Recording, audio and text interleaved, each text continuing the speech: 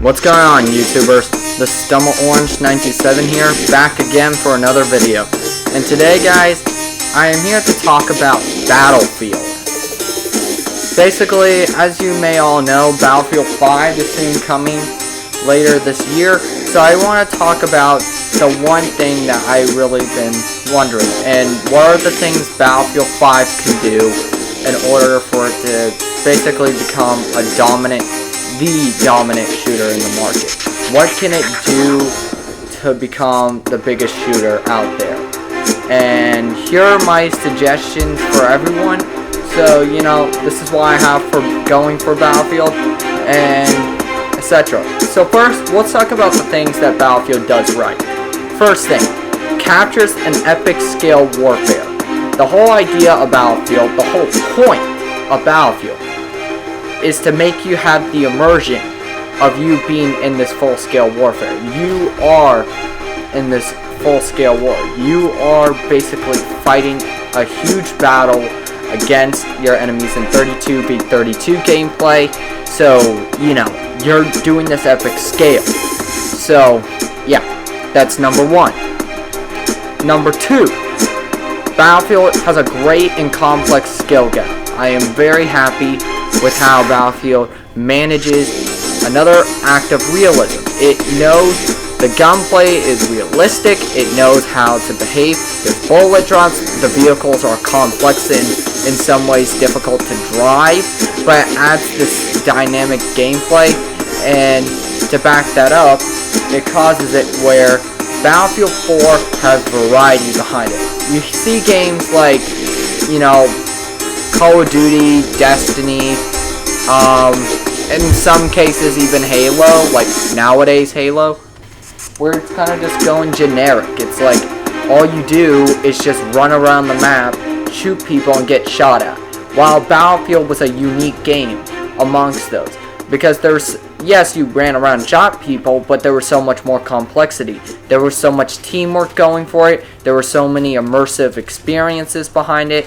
And there were so many, just so many appeals. There were so many things that made it such a great shooter. And probably the number one example of this is the fact of how so many different things can happen in the game. For example, one time me and my friends all were in a squad and we did this huge party system, and what we did is I basically was the pilot of a chopper, and because I was like the only one at the time who could fly it, like at least fly it decent, so I did all that. And then, my friends I dropped them off at each base, I just go over the base, they exit the vehicle, activate their parachutes, and then land on the base and cause them havoc. And it's like, all this cool stuff. And then what happened later is, I had one of my squad spawn on me as a gunner, so we were mowing down a bunch of people who were trying to evade one of our bases. And then after that, what really got good is, it was kind of this epic sacrifice, because what happened was the enemy had the tank come in, and the tank was kind of just being a pain for our team, or like to the whole army, and because they kept blowing up all the jeeps and stuff and all the men, and it was like we weren't able to push forward until we took out that tank.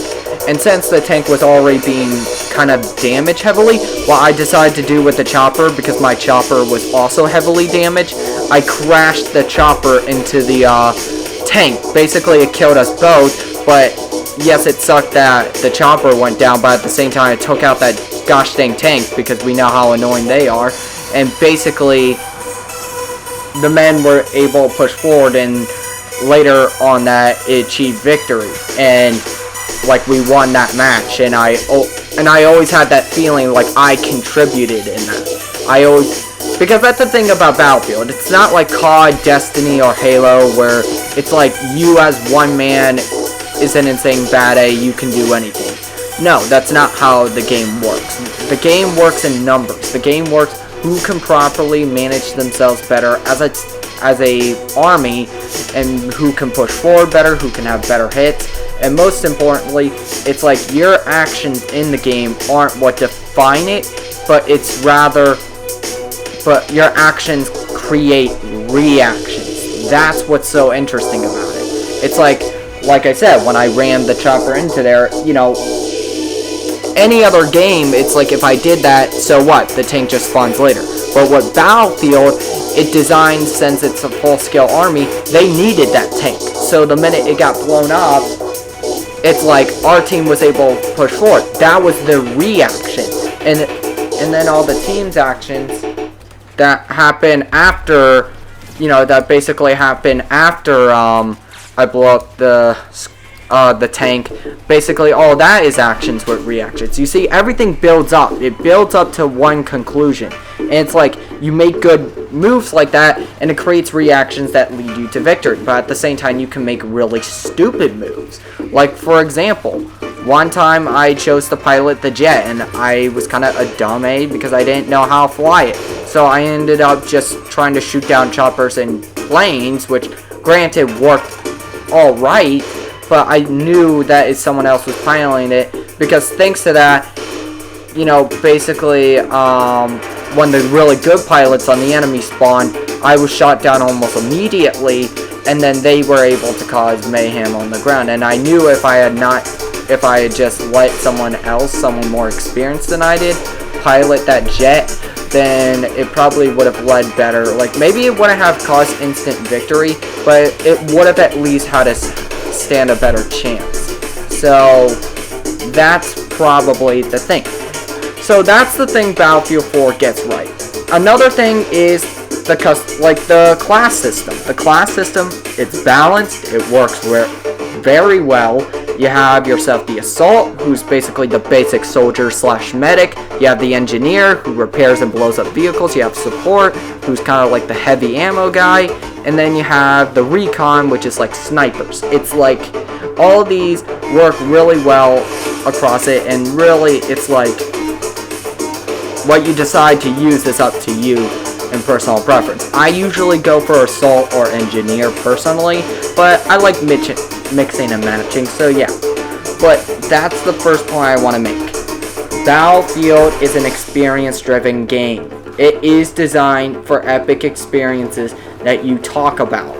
And, you know, if you're one of those people who seek that, then Battlefield is one of those games for you, and I think that will be one of the reasons you should buy Battlefield 5. And, okay, next thing. Battlefield is also a very complex game. Now, that can be bad for some people, but for others it can be good. Some people like learning curves. Some people like that. Because unlike other games, examples being Titanfall, Call of Duty, Battlefront, yeah, those are the main ones that come into mind. It's like, yes, those games require skill, but the problem with them is that they are, in a retrospect, kind of equalizing a lot of the stuff due to the skill gap being compressed. It's like, I'm not saying COD is one of those games where a 5-year-old could pick up the controller and do really good, but it's definitely one of the more easier games to understand because, like I said, it's pretty simple what you do. You run around, shoot people, get shot at. Really, the guns that you use don't matter that much because most of them are automatics. It's like the assault rifles and SMGs basically dominate most of the time. And if you're one of those fun people, you'll try out the shotgun and sniper from time to time. But COD is mainly an automatic type game. Same goes with Battlefront, and mostly the same goes for Titanfall as well. It's like all these games, they are skilled in many ways, but the problem with them is that they are compressed. But Battlefield is not that game. Battlefield is very much the game where you are learning through experience. You could be the most natural gamer in the world, but you are never gonna be able to pick up Battlefield, know everything right off the bat, and do, like, awesome. Like, yes, you may get a lot of kills as an infantry, but you're not gonna be able to... Even then, I kind of doubt that just because of bullet drop and all that, but even then, you're not gonna be able to fly all the cool vehicles yet. You're not... like, pilot all the cool vehicles. you're not going to be able to properly support your team in the best ways, like as a medic or any of that. Because Battlefield, like I said, Battlefield is a game about actions and reactions. It's not one of those games where you're just a one-man army. It's more about what can I do to contribute to the overall battle, and what can I do overall that would be the most beneficial to the team and achieve victory. That's the key with Battlefield. In other games, it's like, even games like what a more complex view, examples being like Destiny and Halo, it's like those two, yes, they're fun games and they definitely have a bit of complexity. Especially I would say Halo, just because Halo also has a lot of vehicles to master, but it's like with Halo, it's more of just, you know, when you use the vehicles, it's just use them in the most useful way possible. Which, granted, for Battlefield also works, but it's like Halo isn't provided as much creative freedom with the vehicles as Battlefield. So it's like, in a way, the Halo vehicles are more of just push forward machines rather than these super strategic things that you can use in almost any scenario. You know, it's not always like that. But with Battlefield, that is the case. So that is the next thing that probably would make Battlefield a game that would appeal to you as the gamer. But what are the things they can improve on? One, I think the game needs more personalization. That's what I call it. People define customization, but in my view, customization is like, in a way, kind of like the way you design your weapons and stuff. Like, personalization is what I call it for Battlefield, since Battlefront also calls it kind of that. Where personalization basically is your character's appearance, and I wish they could have done more with it.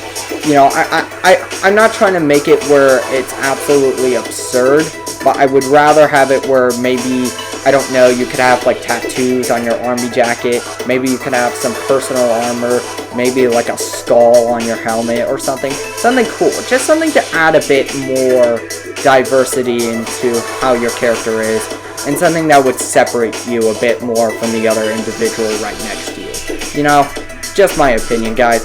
But another thing I think that Battlefield needs to improve on is find a better way to introduce newer players, because that is the one thing. Like, I will say, Battlefield is one of those few games that has the potential to beat Call of Duty. It does, and if you can't accept that, well, I'm sorry. It's just fact.